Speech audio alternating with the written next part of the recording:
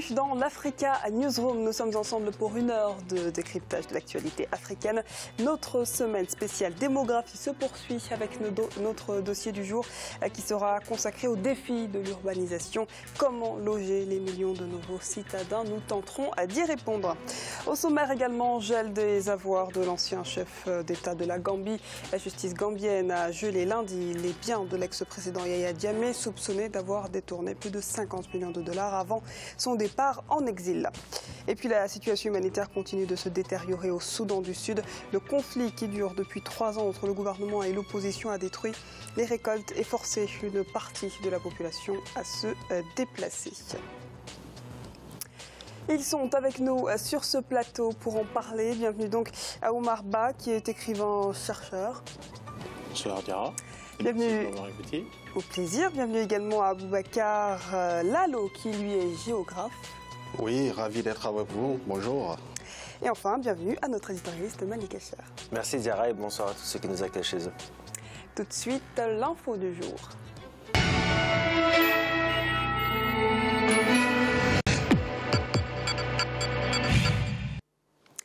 En Gambie, Yaya Jammeh soupçonné d'avoir détourné plus de 50 millions de dollars.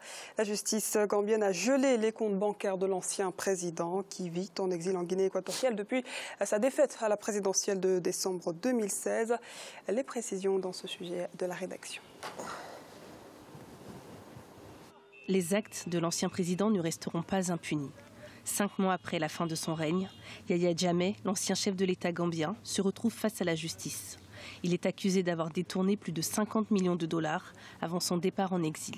L'ex-président Yaya Jammeh a personnellement ou indirectement procédé au retrait illégal d'au moins 50 millions de dollars appartenant à l'État. Nous avons obtenu aujourd'hui une décision de justice gelant ou opérant une saisie sur les biens connus dans le pays et les sociétés qui lui sont associées.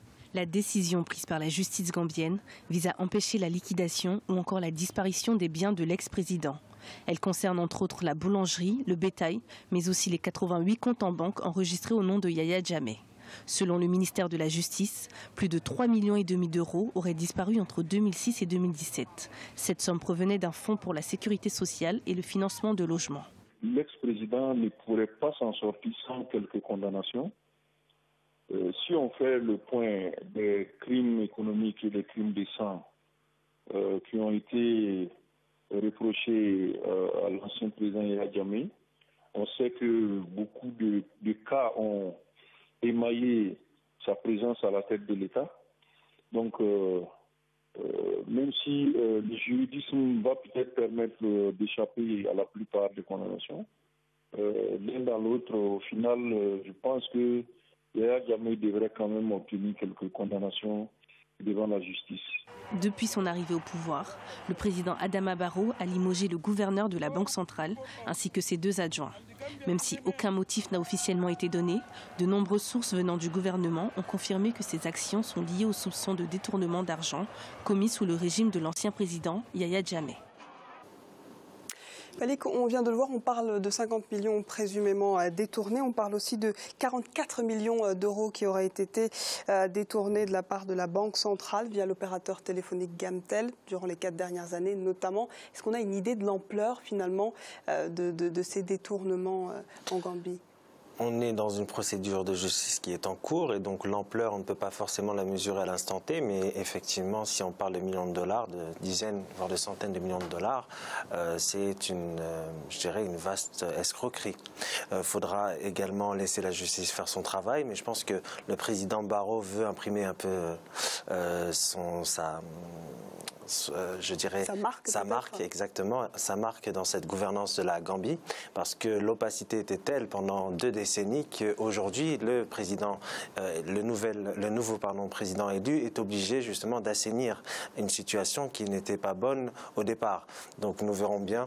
Ce qui est sûr, c'est que les Gambiens ont soif de justice et ils veulent avoir un peu les résultats de ces enquêtes-là, parce qu'ils n'ont pas pu forcément au cours des 2 dernières décennies s'exprimer et avoir, je dirais, un débat sur l'opacité du système politique. Que risque l'ancien président Yaya Jammeh? Il est en exil, donc très difficile de voir si une coopération est possible sur le plan judiciaire entre les 2 pays, sachant que je pense que il serait peut-être regrettable, peut-être, je ne sais pas, de revenir sur le passé, c'est-à-dire qu'on essaie d'ouvrir une nouvelle ère, celle d'une Gambie plus démocratique. Pardon. Le souci, c'est que cette soif de justice de la part des Gambiens impose aux dirigeants actuels de faire revenir Yahya Jammeh, parce qu'ils ont aussi cette responsabilité, c'est de rendre justice. Alors c'est la difficulté. Est-ce que si on arrive à faire revenir Yahya Jammeh en Gambie, c'est une bonne chose, c'est un bon signal envers la population, mais est-ce que ce n'est pas aussi un facteur d'instabilité par la suite? Monsieur Babou, quel type de message vous voyez quand la justice gambienne accuse l'ancien président gambien de détournement à hauteur de 50 millions de dollars? Alors, moi, je vois d'abord que le président Barrow essaie de commencer par le commencement. C'est-à-dire que quand on parle de Yahya Jammeh, on pense souvent aux crimes de sang qu'il aurait commis, je mets tout au conditionnel, et des crimes contre l'humanité dont on l'accuse. Et il aurait été très maladroit pour M. Barrow de commencer par ça. Et ce serait vu comme un règlement de compte. Et c'est pas bon pour la nouvelle ère qui s'ouvre, comme le dit notre ami. Donc priorité à l'aspect économique, aux données financières. Absolument, mais il faut quand même regarder ce dont on parle. On parle de 50 millions, on parle de 88 comptes. Je me demande si ces 88 comptes sont logés en Gambie. Ce serait quand même assez ubuesque que dans un pays aussi petit, on trouve autant de comptes au nom de Jammeh ou de Donc il faudrait demander l'aide internationale, comme l'a fait par exemple le Nigeria. N'oublions pas que quand on parle de gel des avoirs, il en a été question au niveau du département d'État des États-Unis d'Amérique, qui, dès décembre 2016, quand Jammeh a fait son volte-face, avait menacé de geler les avoirs de Yahya Jammeh et de ses proches aux États-Unis. Il y avait d'ailleurs eu une réunion de crise avec le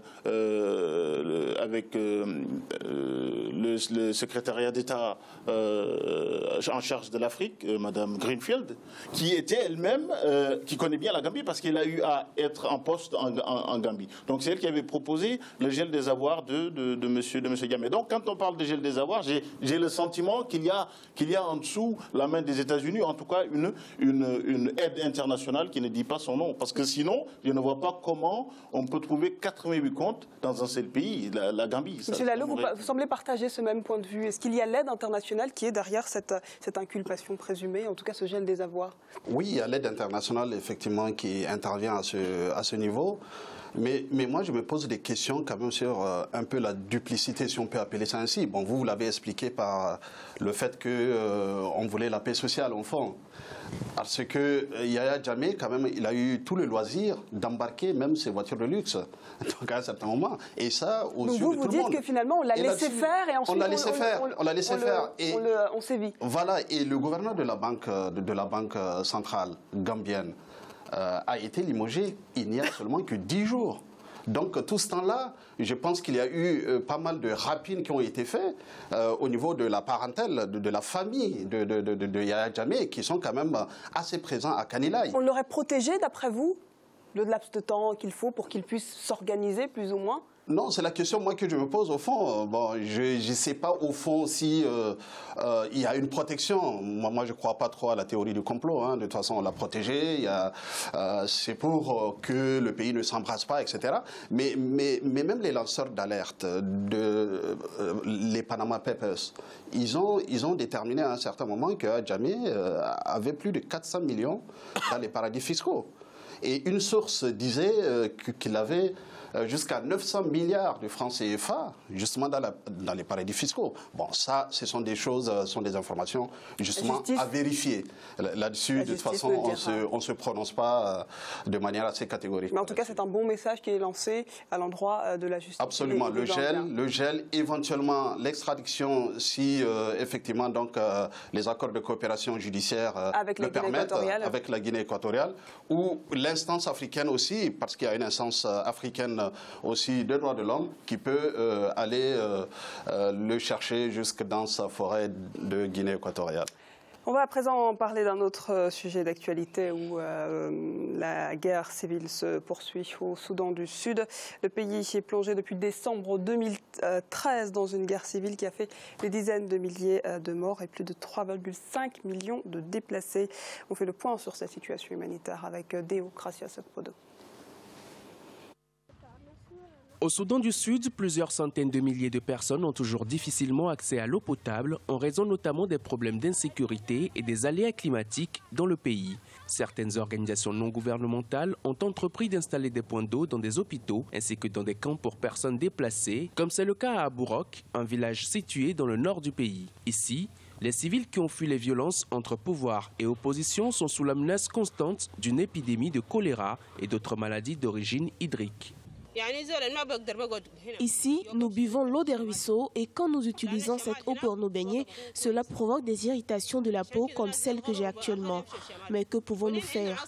Personne ne peut rester ici. Nous allons au Soudan parce qu'au Soudan, la situation humanitaire est bonne.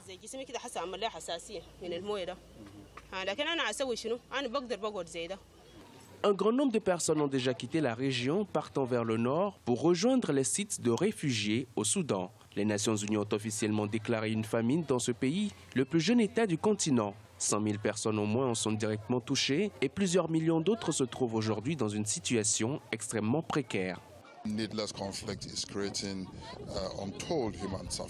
Ce conflit inutile crée des souffrances humaines incalculables et tout ce que nous faisons en tant qu'humanitaires. Et même si la mission des Nations Unies traite réellement des conséquences d'un problème, le problème fondamental c'est le conflit. Nous devons arrêter ces combats inutiles. Les armes doivent rester silencieuses pour donner aux Sud-Soudanais l'opportunité de vivre dans la paix, la prospérité et la dignité. Pour les agences humanitaires, la fourniture d'eau potable est plus que jamais une priorité au Soudan du Sud. Beaucoup d'entre elles œuvrent à améliorer les infrastructures d'eau et les systèmes sanitaires. Les points d'eau actuellement utilisés par les civils sont inondés et difficiles d'accès, soulevant des inquiétudes sur le risque d'apparition d'un foyer majeur de diarrhée ou de choléra. Lundi 22 mai 2017, le président Salva Kiir a déclaré un cessez-le-feu unilatéral et lancé un dialogue national destiné à mettre fin à la guerre civile. Un projet qui n'inclut pas son vieux rival, l'ancien premier vice-président Riek Machar. Omar, les agences d'aide de l'ONU n'ont rassemblé que 14% des 781 millions de dollars réclamés lors du premier appel en 2017. 14%, c'est finalement très peu au vu de la situation sécuritaire et humanitaire du pays. Finalement, cette crise n'émeut pas, ne mobilise pas assez? Alors, j'ai le sentiment que ce pays, ce jeune pays finalement, qui a vu le jour en 2011, est souhaité par la communauté internationale parce que reconnu tout de suite par la communauté internationale et aujourd'hui laissé entre les mains de factions rivales sur fond de conflits politico-ethniques qui, à mon avis, on ne prend pas suffisamment à cœur ce problème-là. Parce que de quoi s'agit-il? On parle quand même d'un pays, le Soudan du Sud, qui concentre, il ne faut pas l'oublier, 75% des réserves pétrolières de l'ancien Soudan. C'est pour ça d'ailleurs que ces relations avec le Soudan du Nord, comme on dit, sont assez compliquées. Et ajouter à cela les conflits intestins qui n'ont de cesse de s'étaler, et un Salva Kiir qui, en fait, appelle un dialogue national inclusif, tout en excluant son principal. Finalement, une situation de blocage qui persiste et malgré les appels de la communauté internationale ne suffisent pas. Aujourd'hui, le dialogue ne suffit pas. Est-ce qu'une autre alternative est possible? Alors moi, je n'ai pas la panacée miracle, mais ce que je sais, c'est que aujourd'hui, quand on appelle à un dialogue inclusif, il faut inclure tout le monde, y compris ceux qui ne sont pas d'accord avec nous. Il ne faut pas oublier que quand M. Kiir annonçait cela, il y avait la présence, il y avait M. Museveni, qui est un de ses plus grands soutiens. Je pense que M. Museveni a un rôle à jouer aujourd'hui dans la situation au Soudan du Sud, en parlant à M. Kiir, en lui disant... Ce que je vais lui dire aujourd'hui, c'est que quand on veut faire un dialogue national inclusif, on inclut tout le monde. Et surtout, on respecte les cessez-le-feu. Parce qu'il déclare aujourd'hui un cessez-le-feu de manière unilatérale, mais il en a fait d'autres. Il en a déclaré d'autres qui n'ont pas été suivis d'effet. Malik, quand on le voit, M. Ba vient de le rappeler, les cessez-le-feu, les multiples cessez-le-feu qui ont été violés à plusieurs reprises. Et là, une fausse tentative d'appel au dialogue, finalement, sans le principal intéressé. Aujourd'hui, finalement, à quoi joue le président sud-soudanais Salva Kiir? C'est un entêtement mortel entre deux hommes, il faut le dire. Je ne pèserai pas mes mots. Pourquoi? Parce que nous avons là les deux véritables responsables de ce qui se passe au Soudan du Sud. On parle de milliers de morts et de déplacés. Combien de morts, combien millions. de réunions sous l'égide de l'IGAD, combien de pays impliqués pour permettre au Soudan du Sud je dirais de s'en sortir.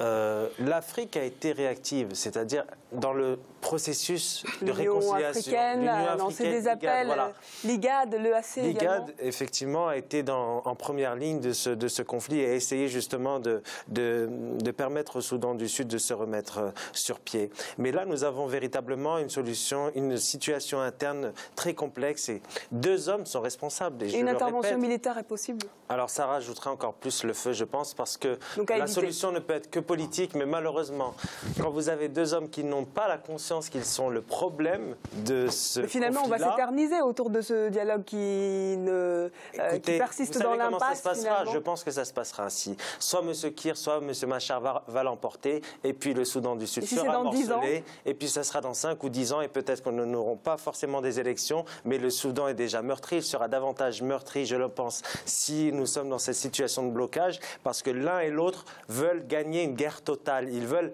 je dirais, assouvir un pouvoir total sur une population et essayer d'être au pouvoir le plus longtemps possible. Vous savez pourquoi? Parce que ces deux hommes risquent d'être poursuivis pour des crimes qui ont été commis au Soudan du Sud. Et ça, on ne le dit pas assez. Et c'est malheureux. Et ces deux personnes ont une grande responsabilité. On va à présent marquer une courte pause. On se retrouve dans quelques instants pour la seconde partie de notre émission.